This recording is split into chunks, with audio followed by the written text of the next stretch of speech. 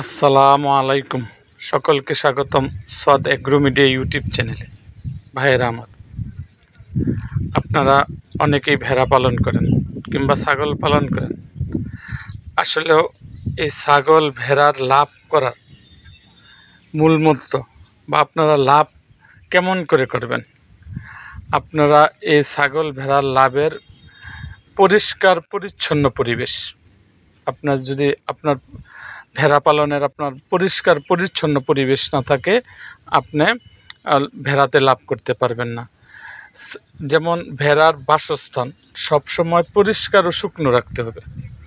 ভাইরা আমার, এই ভেড়ার বাসস্থান পরিষ্কার এবং শুকনো যদি না রাখেন, তাহলে প্রসব পরবর্তীতে সংক্রামক রোধ করতে সংক্রামক রোগ আপনার রোধ করতে পারবেন না, এবং বিভিন্ন যে রোগ বালাই হয় ভেড়ার, এটা আপনারা রোধ করতে পারবেন না।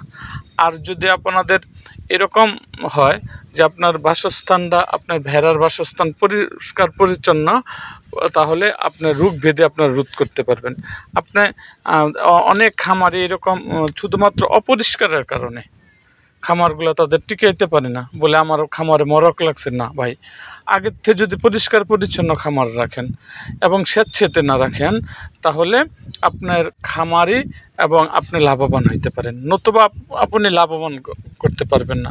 এই জন্য খামার করা, আপনারা যারা খামার করছেন তারা পরিষ্কার পরিচ্ছন্নতার দিকে লক্ষ্য রাখবেন, এবং পরিষ্কার পরিচ্ছন্ন যদি খামার করেন, এবং আপনাদের যে গোয়াল ঘর বা আপনারা যে সকালবেলার একটু রাখেন, ওই সমস্ত জায়গাগুলো আপনাদের শুকনো থাকতে হবে, স্বেচ্ছেতে যেন না হয়।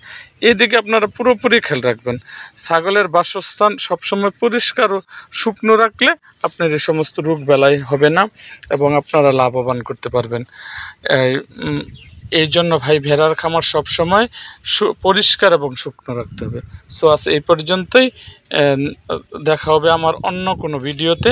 তার আগে যারা আমার সোয়াদ এগ্রো মিডিয়া ইউটিউব চ্যানেলটিকে সাবস্ক্রাইব করেন নাই, অবশ্যই আমার সোয়াদ এগ্রো মিডিয়া ইউটিউব চ্যানেলটিকে সাবস্ক্রাইব করুন এবং পাশে থাকা বেল আইকনটি বাজিয়ে দিন।